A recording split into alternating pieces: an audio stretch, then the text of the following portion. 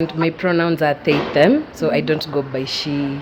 I'm a she, her. More of, I can say my religion now is humanity, because it's not just black and white. We have a whole rainbow. We have, gray. We have all these colors that are representing this. I'm here in Thika town, and I have a good friend of mine. Tutakuwa tunabonga hapa. So be comfortable, join our conversation. Let us know what you feel about this. Introduce yourself. My name is Kagendo, and me ni mwana Thika. And my pronouns are they, them, so I don't go by she. I'm a she, her. Okay, yes. I like that. So tell us a bit about a little bit about what you know about LGBTQ, and what it stands for. First, I know that they are Kenyans, very tax-paying ones for that matter. I also know they are children, they are teachers, they are coaches. They're just let me use the word normal people, and I'm quoting it because I feel like that's a word that has been discriminated a lot, such that it's also very hard for people in the community, in the queer community, to identify with these acronyms. And so for L, I know it stands for lesbians. B is bisexual. T is transgender. Q is queer. I intersex. But also we usually put a plus because we are having so many identity and sexualities that are coming about. Yes, and also something else is, yes, we are in Africa and we are part of Africans and Kenyans as well. Okay. Yes. Hey, that was really, really nice, the definition, because today too, there is someone we asked to define, alikuwa zile za, the B is for bestiality, I guess, something of the sort, and I was like, society, bado haja open up to this conversation, hata ikuwa ready for this conversation, but ni kitu yenye, we have to know iko, na we have to live with it. So, neza kuuliza a little bit about your childhood. How was it growing up? That's a very funny question because I grew up like a kawaida person, like literally grow in the society, and of course I was not in the town sector or the town setting, so nilikuwa ushago. And I remember the first time I interacted with people and they were saying how you cannot be queer or you can't be different in Africa or in Kenya, and I was just there thinking, first of all, siku grow na TV, tulikuwa tunasikiza radio hizi za kina Inoro nini, so I didn't understand why my identity was so alien in a place where I grew up. And so from that I remember the community was, by the community namaanisha tunaitanga mainstream community, the ones who are quote unquote against straight. Because also I sijuangi what the meaning of straight is. But I remember they were the first people who introduced me to a different concept of humanity. They're the first people who started saying, you're a tomboy. You're the first persons who started saying things like, I don't know, you look different. And so from a very young age, I knew I was different. I just didn't know how different I was. Yes, okay. I was still a very young child. Young child. Na sasa, if I may ask, kuna difference between queer and tomboy? Is there a difference between the two? I still do not know because again, it depends with perception. Like, how do you think this tomboy, like what is your definition of tomboy? What is your definition of queer? Because also queer is a word that has been adopted to mean something that is not mainstream. Yes, like peculiar something. Yes, and that's something that I have adopted as a community to just mean that we are not, let me say we are not, what can I say? We are not of one, let me say, one identity or one sexuality. We are different. We are so many. And also I think it's a word that has been adopted also because of safety, because every time you say LGBT, it comes with so much backlash. And yes, but ukisema queer, someone is even ready to sit down and listen or even think about it. Yeah. Okay, that's nice. Na sasa, how is it growing up here ama to live in a country yenye ni homophobic? Because tunajua hii ilikuwa discussion last year, president ameulizwa about LGBTQ rights, laws, and he was not ready for the conversation. So una feel aje being in a homophobic country? Una feel like with time itakuwa adapted and ile tu like watu wameipokea vizuri? Una feel like kuna that time itafika, maybe vision 2030, I don't know. I can say it's really, first of all, it's very hard because it comes from this place of I like looking at it from a history perspective. Because of being told how much we are not African, how much we are not Kenyan, we have resulted into a lot of research. And so we came to realize actually the issue is human rights violations, and that's why we also crop up with all these different distinctions of how human beings are supposed to behave and, and all that. But through our research, we've been able to actually tell that our community were very not straight, let me say them that like that, because again we had very different cultures, we had very different even our ways of living. You could find out that whatever the Wakikuyu they are doing in Central, that's not what the Luyas or whoever is are doing in their own respective areas.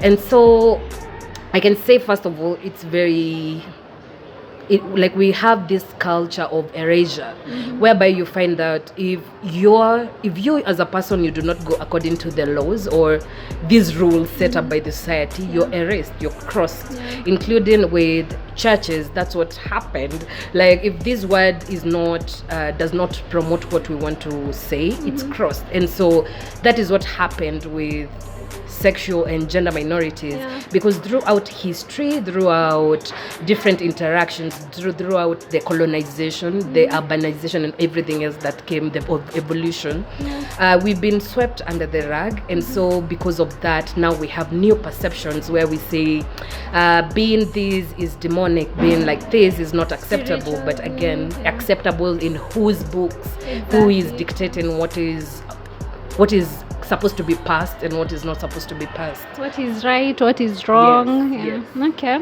So umesema two things, violation na religion. Let's start with religion. Tell us a little bit about your religious side. Well, I grew up Catholic. And then I remember this one specific time we used to go for, of course, confessions. And so I remember I've been fighting with my sexuality because from I was young, I was told you're going to hell. And so again, who likes going to hell? Nobody. So I started changing my religions. I was like, Christianity doesn't want me because I'm very different, or my sexuality or my gender identity does not go accordance to the books of God, And so I changed and I went to Islam. So when yes, I was searching for the Lord. What was your name, Habiba or what? Aisha? Sumaya, damn, Sumaya, damn, it's pretty, But also I didn't understand the concept again, because it's still the same way, it's still the same teachings that are being taught, but now here we have Arabic, I think, as a language.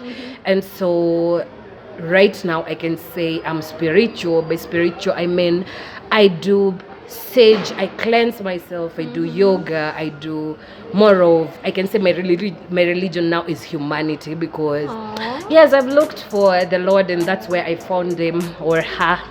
That's a beautiful explanation, for real. Sumaya, I like that.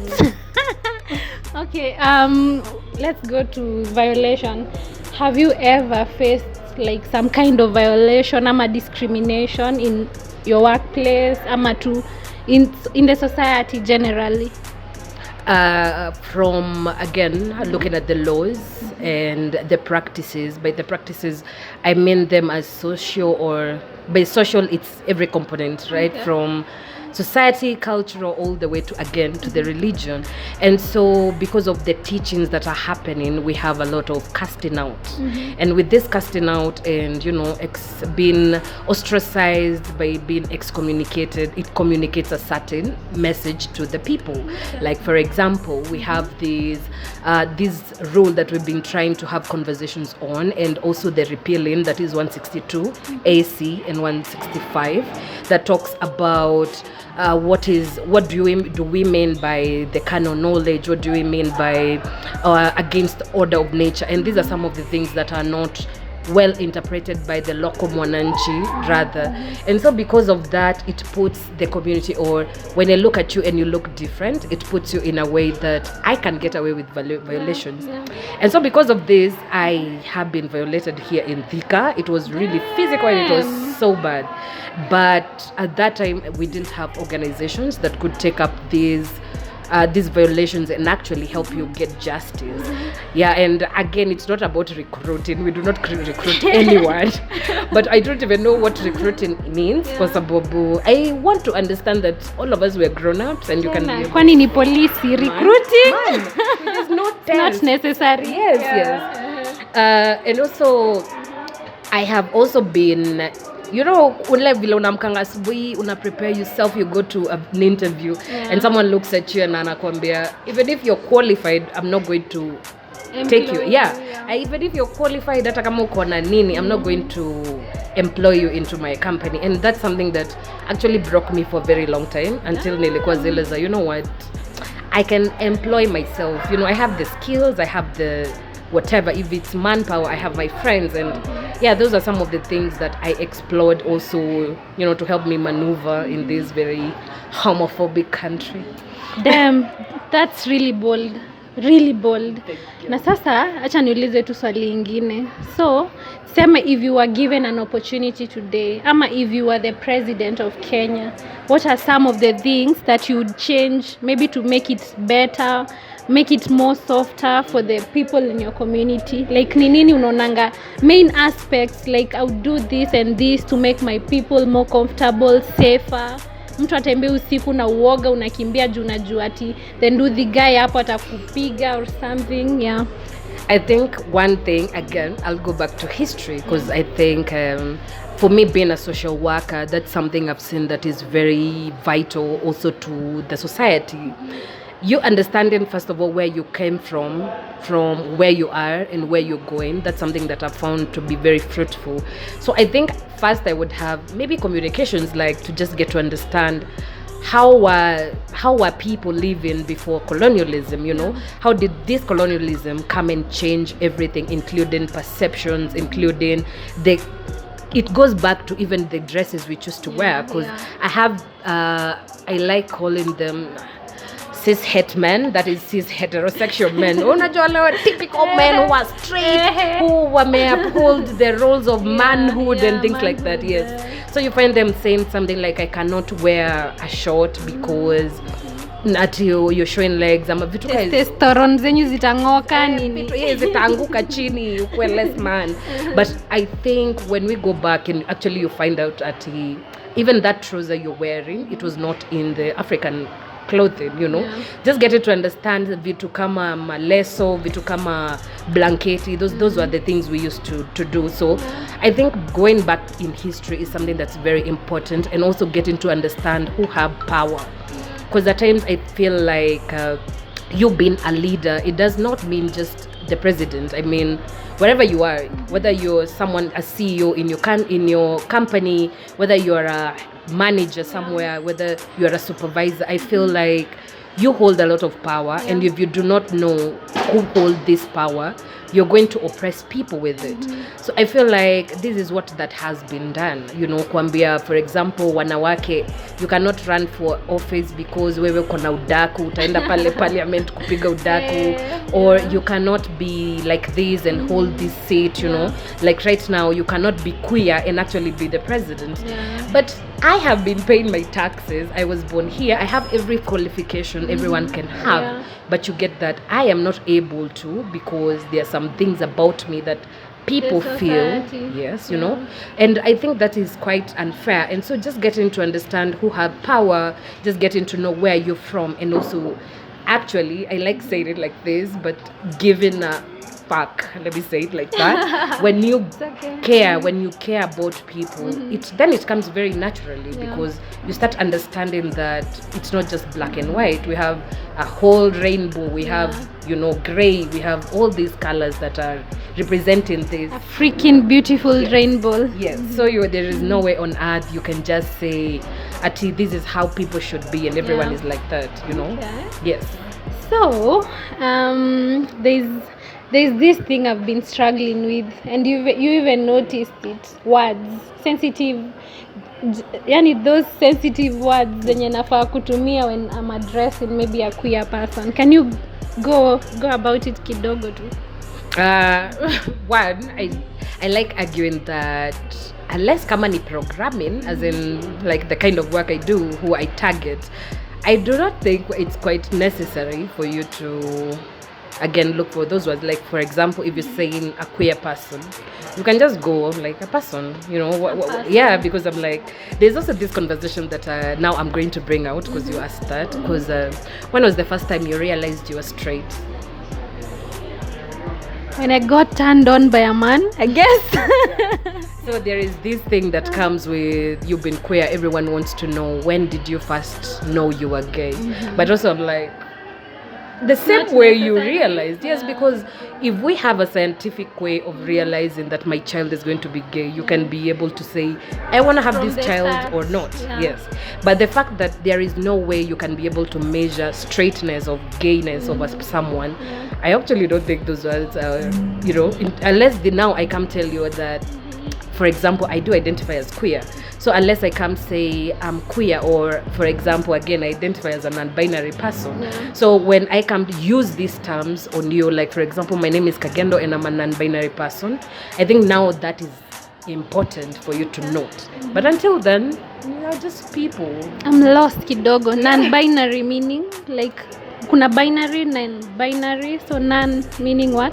The binary is this place where we usually say it's specifically man or woman. Okay. But now with identities of human beings, they are not just those two. You can get, you are a very straight person, but you do not express the same. Okay. Meaning, for example, me, I was assigned female at birth. Like, ukiniangalia hivi, most people just, okay, people will assume different. Kuna mwenye ataniangalia aseme wewe ni mwanaume, kuna mwingine ataniangalia aseme wewe ni mwanamke. But again, those are binary languages, because that's how we've been socialized to know. But specifically, if you asked me, I would say I am non-binary, meaning my identity does not fall between man and woman. It falls kwa ETCs or wacha nitumie hiyo the othering language, kitu kaa hiyo. But you come to find out that that is not even a language that is again on the law.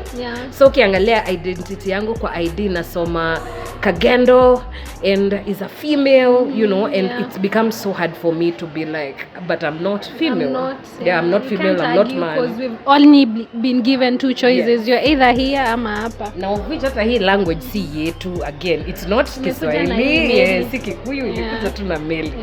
Okay, that's nice. So hii ingine nilikuwa nataka tuongelea about LEHA. So LEHAS, we started as an acronym. Tulikuwa tunajiita Ladies, Education, Health and Advocacy. Again, it was because of the problems we usually get when we are registering either an organization or even just a group. And so that was the first time we were interacting again with the law. Now, as we have discussed earlier, tumeona how the law is inhibiting for queer people. And so when we started by that, we started realizing, including ourselves, we are not comfortable with the name. And so we changed to Lesbian Education, Health and Advocacy. That was because we started identifying as lesbians, because those were the first terms we came into contact with. After that, we registered again. We changed our name into Lgbtq, Education, Health and Advocacy, and that is lesbian, bisexual, and queer women specifically. And then we realized that this term, again, it's specifically for women, and we have non-binary persons like me. who did not feel represented by LGBTQ women. And so from there, we just decided it to stop being an acronym, because we also have people who are, for example, let me use an example of a transgender person. That is meaning you're transitioning, or you're moving from one gender to the other, or you just want to remain, what you say again, hapo katikati, you don't want to identify as either.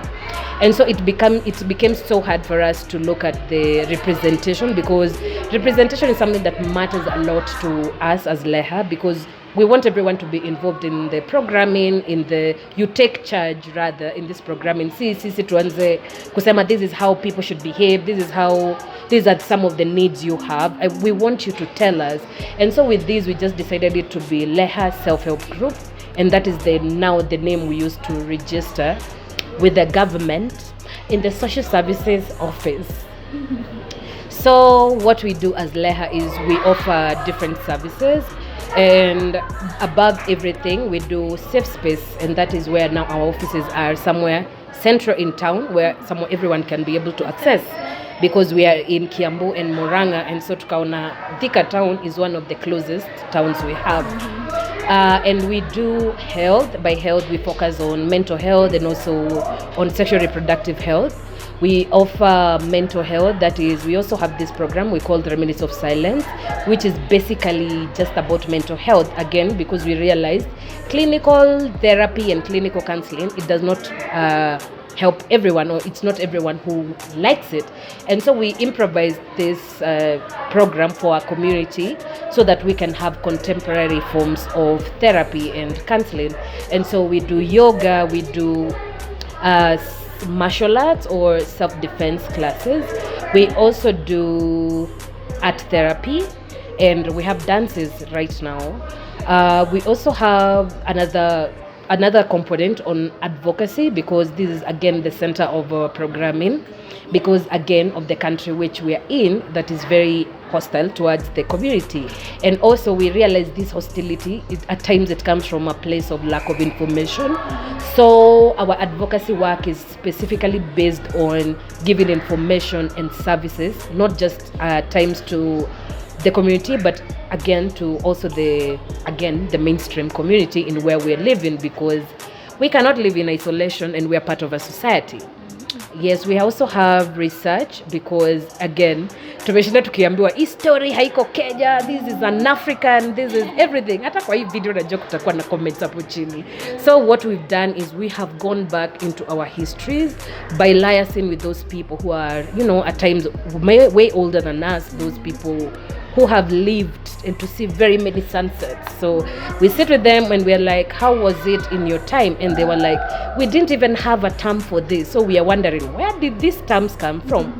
So that is some of the researches that we do, but also we look at the community, what are the needs you have? And in case of now the programs which we are talking about, how are they impacting you as an LGBTQ person living in Kiambu and Murang'a? Do you even know where you can get some of these services, including reporting violence to the police? Like, how does that process comes with, as you being someone who is very afraid to seek services? We have economic empowerment, because again, like I said earlier, people like me, especially if you're visibly queer, you're not able to get jobs or employment or even start your own business, because the law, and at times your business partners that are near you. So we are able to give you skills and even knowledge on how you can be able to navigate economically, or even looking for jobs in this not very safe environment, or even at times when you're so afraid to even go for that job interview. We do have a social safety and security component, and this is now where we look at our environment as a whole. Like, what are some of the safety and security issues you're facing, or the needs that you have, but also, is the community safe enough for us to to coexist? Yeah, and also I don't like that word coexisting, because again it shows that there is a lot of differences, but there is none. Rather, you're just straight and I'm queer. So yeah, that's all there is. Yeah, and by all this, again, we use this by now all these components, we bring them together by going to platforms, include, like, for example, the Ministry of Health have these platforms that we use them to analyze the data in which everyone's collect. That is the implementing partners, mostly in Kiambu. We have a place where we usually meet and have discussions about, for example, the cases. I think kila mtu amesikia about this new strand of gonorrhea that is coming by. So these are some of the things that we do talk about there as medical issues. What are those things that are coming up, and also violence issues? What are those security issues that are in the country? Yeah. So that is Leha as a nutshell. Okay. So it's a wrap, guys, from this side. It's been such a great time, so insightful. Thank you for having us. Thank you for hosting us, manze. Imekuwa real, imekuwa fiti. Shukran sana, Sumeya. I had to do that. Thank you so much. Also, because I believe this is something that this is a component that actually kila mtu anafaa kuwa involved in. Yeah. Because it's not like you grow up to a certain point and you just choose to be either gay or to be straight. So I think it's really important, because also for those people who, some of us who have kids, it's also very important for you to stop breaking these kids from the time they are so young. Give them time, give them allowance, and let them ask those questions. Encourage your child to be safe, and just let them be their own human beings when they grow up. So I think this is something that is interesting, and I would like to see more of these conversations, not just from black and white, but also to other people who are, content creating and also doing journalism. I think this is something that can be really such an interesting topic. It's really interesting. So guys, keep the conversation going pale kwa comment section. Tuambie what you feel about it, but please kuwa tu homo friendly, usikuwe ati too much pale kwa nini mneti. It's been real, it's been nice. Till we see each other again. For now, adios. I've been your one and only Maureen Musila. Thank you. Adios.